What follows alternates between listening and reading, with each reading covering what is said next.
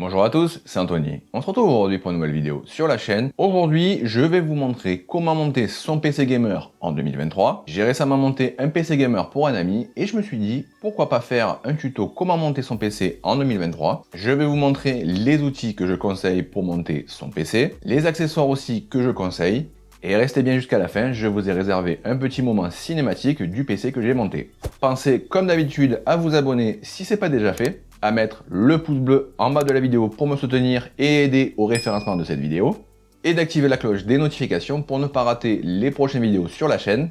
Vous retrouverez en description tous mes réseaux sociaux ainsi que la config que j'ai montée dans cette vidéo, plus aussi les accessoires et outils que je conseille. On va commencer en premier avec les outils et les accessoires que je conseille. Vous avez besoin en premier d'un tournevis cruciforme. Si vous en avez un qui est aimanté, c'est encore mieux, ça va vous aider à ne pas galérer à visser vos vis au niveau de la carte mère, etc. Et aussi à récupérer vos vis si malencontreusement vous voulez tomber dans le boîtier. Des serre-câbles pour attacher les câbles à l'arrière du boîtier pour le câble management. Une pince coupante pour couper l'excédent des serre-câbles à la fin de votre câble management. Si comme moi vous enlevez la pâte thermique qui est pré-appliquée sur l'IO, eh bien il vous faudra une pâte thermique en plus. Les accessoires maintenant que je vous conseille pour vous faciliter la tâche au niveau du montage. Un splitter ou un hub pour pouvoir brancher les ventilateurs de votre boîtier ensemble. Ça évitera de brancher un ventilateur sur chaque prise de votre carte mère et ça vous facilitera la vie pour le câble management. Par contre, avant de commander un hub ou un splitter, vérifiez sur le site du constructeur de votre boîtier si à l'arrière du boîtier, il n'y en a pas déjà un avec le boîtier. Des rallonges PWM pour pouvoir rallonger le câble de votre ventilateur, ça évitera de tirer sur les câbles et de faire un câble management parfait. Je préfère en avoir sous la main que mettre un câble en travers et entre guillemets gâcher votre câble management à la fin. Un splitter ARGB pour pouvoir brancher tout le RGB sur une seule prise ARGB de votre carte mère. Pareil, regardez dans les spécificités de votre boîtier avant d'en commander pour voir s'il n'y en a pas déjà un fourni à l'arrière avec le contrôleur PWM de votre boîtier. Et après quelques rallonges ARGB, pareil pour pas galérer à la fin en tirant sur les prises ARGB de votre ventilateur, contrôleur, etc. On va commencer d'abord par prendre la carte mère, la sortir de la boîte et d'enlever le papier de protection qui l'entoure. Pensez à récupérer l'antenne de votre carte mère si vous avez une carte mère Wi-Fi et que vous allez utiliser le Wi-Fi de votre carte mère. Pensez à récupérer aussi le manuel de votre carte mère, ça va peut-être vous servir par la suite si c'est votre premier montage de votre PC gamer. Je replace après le sachet de la carte mère dans la boîte pour pas le perdre. Je referme la boîte de la carte mère et je vais poser celle-ci sur la boîte. Ça permet de protéger votre carte mère à l'arrière et de ne pas endommager celle-ci. Ensuite, on va prendre le CPU dans sa boîte. Si vous avez un Intel comme là, un Intel 12600K, vous avez des petites encoches en haut et en bas de votre CPU pour ne pas vous tromper. Maintenant, pour placer votre CPU, mettez votre doigt en haut à gauche sur la petite tige qui dépasse pour pas que le bracket s'ouvre trop rapidement et fasse l'effet ressort. Libérez la petite tige qui sert à bloquer tout le système. Et délicatement, ouvrez le bracket, installez votre CPU. Vous allez voir, il y a aussi des petites encoches au niveau du socket. C'est aussi le moment crucial à faire attention aux pins du socket sur votre carte mère. Il ne vous reste plus qu'à refermer le bracket. Vous allez mettre votre doigt en haut à gauche encore de celui-ci. Appuyez délicatement jusqu'à ce que le plastique saute. Et là, vous allez refermer avec la petite tige votre socket. N'hésitez pas à forcer, si ça force un peu, c'est normal. Sur les derniers sockets d'Intel, c'est vraiment un peu plus dur que d'habitude. Alors attention, il y a forcer et forcer. Si vous voyez qu'à la mi-course, vous forcez comme un bœuf, c'est qu'il y a un problème. Mais si vous avez bien mis les encoches au bon endroit en fixant votre CPU, normalement, vous ne devrez pas avoir de soucis. Gardez bien dans la boîte le petit plastique qui servait à protéger le socket. Certaines marques le demandent si vous avez un problème sur votre carte mère. Si vous n'avez pas ça, parfois, c'est pas pris en garantie. Si vous avez un processeur AMD de la génération 7000, la nouveauté, c'est que c'est pareil qu'Intel, les pins sont sur le socket et plus sur le CPU. Là, vous allez avoir aussi un petit triangle pour vous indiquer le sens de montage. Et sur les dernières cartes mères d'AMD, vous avez même un petit triangle sur le socket, il est en haut à gauche. Pareil là, faites attention à ne pas libérer le bracket trop vite, retenez-le à l'ouverture. Placez votre processeur délicatement sans toucher les pins. Refermez délicatement le bracket et abaissez la tige qui va servir à verrouiller le socket. Maintenant, on va installer les barrettes de RAM. Si vous avez deux barrettes de RAM, il va falloir déverrouiller le channel 2 et 4 pour profiter du dual channel. Généralement, c'est côté processeur et vous déverrouillez le channel 2 et channel 4. Si vous avez un doute, c'est marqué dans la dock de votre carte mère ou même c'est gravé ou peint sur votre carte mère juste à côté de vos barrettes de RAM. Faites attention aussi au niveau du sens de vos barrettes de RAM. Vous avez tout le temps une encoche, que ce soit en DDR4 ou DDR5. Une fois que vous avez déverrouillé votre channel, essayez de le rentrer délicatement. Si vous voyez que ça force, c'est que c'est pas le bon sens. Une fois que vous avez trouvé le bon sens, il faut appuyer légèrement jusqu'à entendre un clic. Si vous n'entendez pas de clic, vérifiez juste sur le côté que c'est bien dans la nervure de la barrette de RAM. Une fois que c'est fait, on va passer à l'installation du stockage. Si vous avez pris un ou plusieurs NVMe, il va falloir voir sur votre carte mère où sont les emplacements. Une fois que vous avez vu où sont les emplacements, si votre carte mère dispose de dissipateurs, il va falloir les dévisser. On va placer délicatement le NVMe. Une fois que vous avez inséré votre NVMe, il va falloir le rabattre. Si votre carte mère dispose d'un petit bout en plastique qui est une sorte de loquet, vous n'avez plus qu'à le tourner pour pouvoir verrouiller votre NVMe. Sinon, il faudra récupérer la petite vis qui est soit dans la boîte de votre carte mère ou parfois elle est livrée dans la boîte du NVMe. Une fois que c'est fait, pensez à enlever la petite protection qui est sur la patte qui sert à dissiper la chaleur de votre NVMe.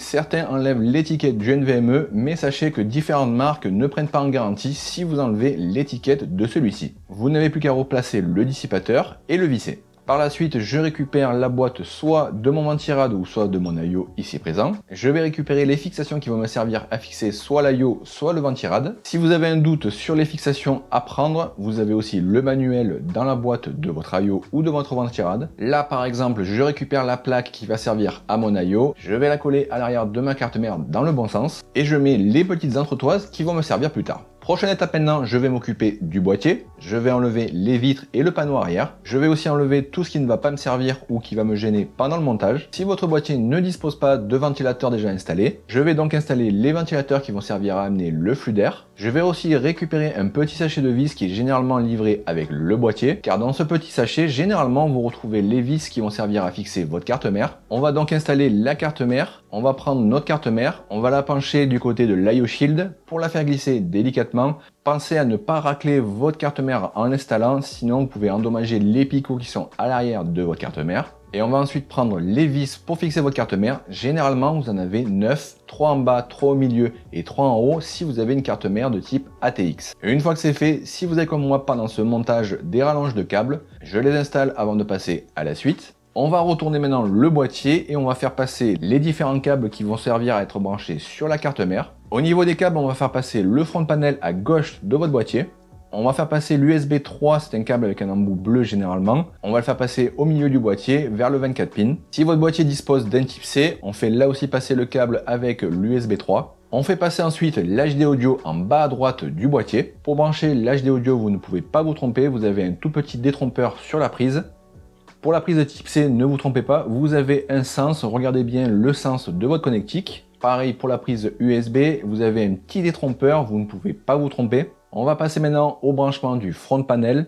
Si vous ne savez pas comment le brancher, c'est indiqué dans le manuel. Vous avez un petit schéma. Regardez bien sur votre prise, vous avez une petite flèche pour indiquer le moins. Une fois cette étape passée, on va passer à l'installation de l'IO ou de votre ventirad si vous avez un ventirad. Je vais installer les plaques de fixation sur ma pompe de mon IO. On va venir installer l'IO dans le boîtier. Une fois que vous avez trouvé le bon sens par rapport au tube de votre IO, normalement dans la boîte de votre IO, vous devez avoir les vis pour fixer votre IO. Personnellement, je préfère mettre toutes les vis sur l'IO et après visser toutes les vis à la fin quand j'ai positionné l'IO comme il faut. Sur cet IO, le câble de la pompe est situé dans les tubes de l'IO. Je vais venir brancher la prise de la pompe soit sur la prise CPU fan, ou soit sur la prise pompe fan. C'est exactement la même forme que la prise des ventilateurs que vous pouvez trouver dans votre boîtier. L'étape suivante, c'est de mettre la pâte thermique sur votre CPU. Là, personnellement, moi, je mets un trait au milieu du CPU. Et une fois que c'est fait, pensez à enlever le petit film de protection, soit sur votre ventirad ou soit sur votre pompe de votre IO. On va venir l'installer au niveau du CPU. Une fois que c'est fait, je vais venir approcher toutes les vis au doigt. Et à la fin, je vais serrer délicatement avec mon tournevis en croix là aussi. Mais ne serrez pas comme un bourrin, ça sert à rien de visser vraiment jusqu'à que ça force. Une fois que je serre avec le tournevis avec mes deux doigts, je m'arrête là. Je le prends vraiment pas avec toute la main au risque de serrer trop fort. Une fois que c'est fait, vous n'avez plus qu'à finir de brancher votre IO, que ce soit au niveau du RGB, sur la pompe, etc. On va maintenant prendre notre alimentation et les différents câbles pour pouvoir le brancher à l'arrière de notre alimentation. Vous allez avoir besoin d'un câble qui s'appelle le 24 pins, il est assez large, vous ne pouvez pas vous tromper. On va venir après le fixer généralement sur la droite de votre carte mère. On va prendre aussi un ou deux câbles CPU, ça dépendra de votre carte mère et des branchements que vous allez avoir sur celle-ci. Généralement c'est marqué sur votre câble de votre alimentation, il y a marqué CPU. On va prendre maintenant différents câbles PCIe, c'est marqué là aussi sur votre câble. Alors le nombre, ça dépendra de votre carte graphique, si vous avez une, deux ou trois prises. Vous allez brancher à l'arrière de votre alimentation si vous avez une 100% modulaire. Il suffit de voir les branchements, vous ne pouvez pas vous tromper. Une fois que c'est fait, on va prendre les 4 vis qui sont normalement dans la boîte de votre alimentation. On va venir glisser dans le boîtier l'alimentation, puis on va mettre les vis. Alors là aussi, je visse légèrement les 4 vis, puis je fixe ensuite l'alimentation définitivement. Là aussi, ne vissez pas comme un bourrin, ça sert à rien.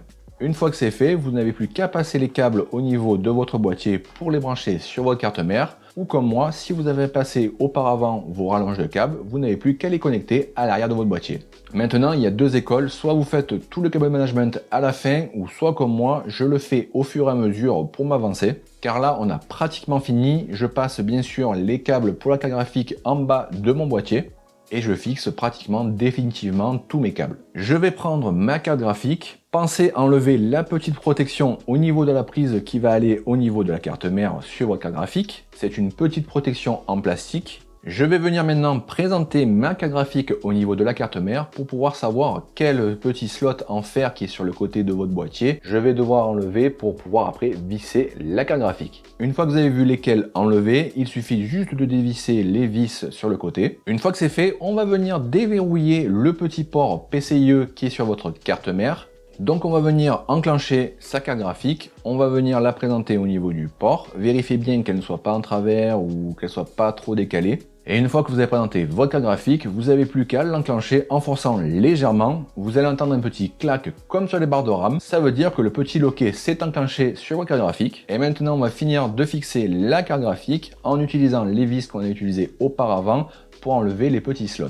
Et vous n'avez plus qu'à brancher les différents câbles de votre carte graphique. Si votre boîtier le permet ou qu'elle n'est pas dans la boîte de votre carte graphique, je vous conseille un petit support pour votre carte graphique. Ça se dévisse comme ça. Ça permet de soutenir votre carte graphique pour pas qu'elle soit de travers. Et surtout aussi pour soulager la prise PCIe de votre carte mère. Il ne nous reste plus qu'à finir le câble management à l'arrière si vous ne l'avez pas déjà fait. De replacer les éléments pour fermer l'arrière de votre boîtier, les vitres à l'avant de votre boîtier. On va enlever le fameux film de satisfaction sur la vitre de votre boîtier. On va venir brancher un câble DisplayPort ou HDMI sur votre carte graphique, le câble d'alimentation. Pensez aussi à appuyer sur le bouton à l'arrière de votre alimentation. Ça m'est arrivé déjà d'appuyer sur le bouton d'alimentation du boîtier et dire pourquoi il ne s'allume pas. Et vous n'avez plus qu'à appuyer sur le bouton Power de votre PC.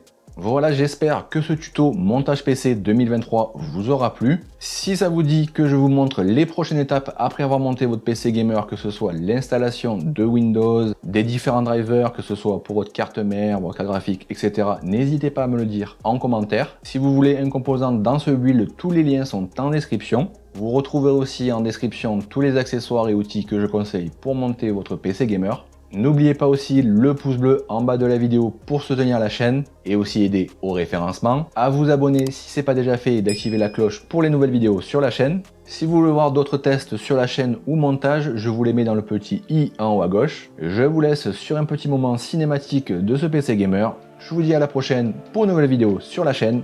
C'est Anthony. Allez, salut!